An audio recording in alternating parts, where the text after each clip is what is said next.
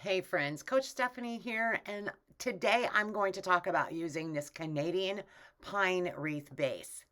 So I get a lot of questions about how to make a wreath using this wreath base. And this one particularly came from my shop at Festive Creations by Stephanie, and it has 180 tips on it. So I'm going to be adding this 10-inch metal sign also from Festive Creations, but the really awesome thing is I'm going to be using some leftover mesh. So we're going to begin by preparing the sign. You can use the wire cutter. No, scratch that. You can use the hole punch. I use that blue handled jewelry hole punch to make holes, but I prefer to use the cable tie mounts and my DAP Rapid Fuse glue along with pipe cleaners to attach my signs because I don't like to have any wires showing. So I tend to use the cable tie mounts. I'm also going to be using, as I mentioned, leftover mesh. So I chose this red metallic mesh and I'm going to be cutting 20-inch strips. 20 inches. Now, what mesh you use is going to be totally up to you, and you can use as little or as much as you want. It really is going to be a matter of personal taste. So I'm using the leftover rolls. I love to be frugal like that. And I'm just simply going to make a ruffle. I'm going to curl in the edges of the mesh, and then I'm going to add that sporadically throughout the Canadian pine base. And I'm going to use the twist ties on the Canadian pine base. The actual pine itself are all wired. So I'm adding that mesh and leaving some of the greenery to show through. Now it's time to add our sign. So I added 4 pipe cleaners to this sign, and I chose to put this sign in the center. So I'm just feeding those pipe cleaners down in between the pine and the mesh. We're going to turn this over and attach those to the wire frame underneath the pine, the Canadian pine frame. So once I've verified that it's centered and secured, everything looks to be in place, I'm going to tighten those pipe cleaners down just a little bit more so that my sign is snug and not moving around.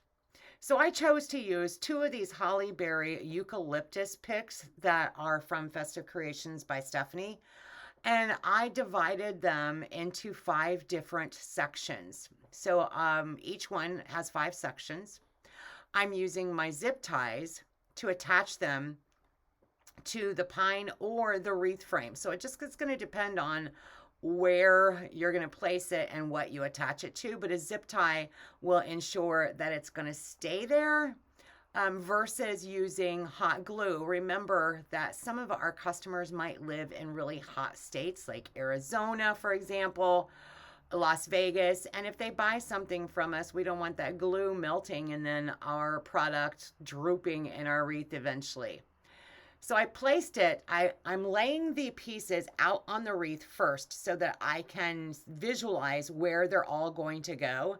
I started with 1 on each side and I'm filling in between so that they're evenly spaced.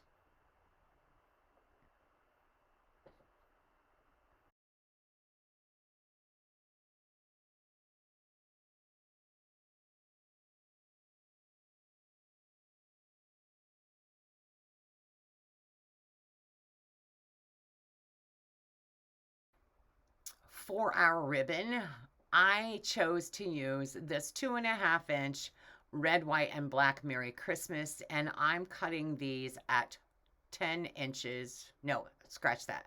I'm cutting these at 12-inch strips. So I chose to use a solid red, the cow print, because it definitely tied in with our farmhouse cow, and that Merry Christmas. And I stacked all 3 on top of each other, putting the 1.5-inch on the very top. So we can see the cow print, the Merry Christmas, and then the 1.5-inch solid red. I'm going to fold that in half, pinch it, and then I'm going to reach into my Canadian pine base, and we're going to find a couple of those pine branches and use those to attach. Again, there is no magic number. It is going to be a visual field for you. Where would you like to see? Where do you want to fill in? And I am very adamant about some of the greenery showing through. It is beautiful, that beautiful base showing through.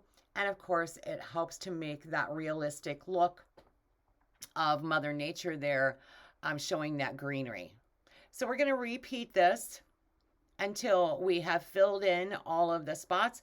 I did alternate like from close to the sign to the outer edge, close to the sign, outer edge. So I kind of staggered the ribbon tails back and forth as I added this to the wreath base.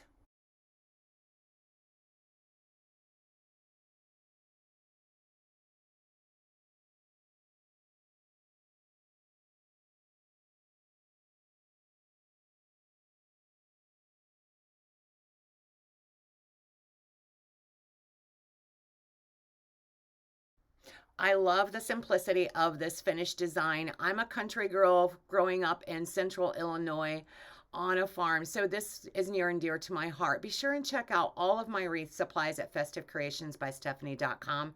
And of course, follow me here on social media.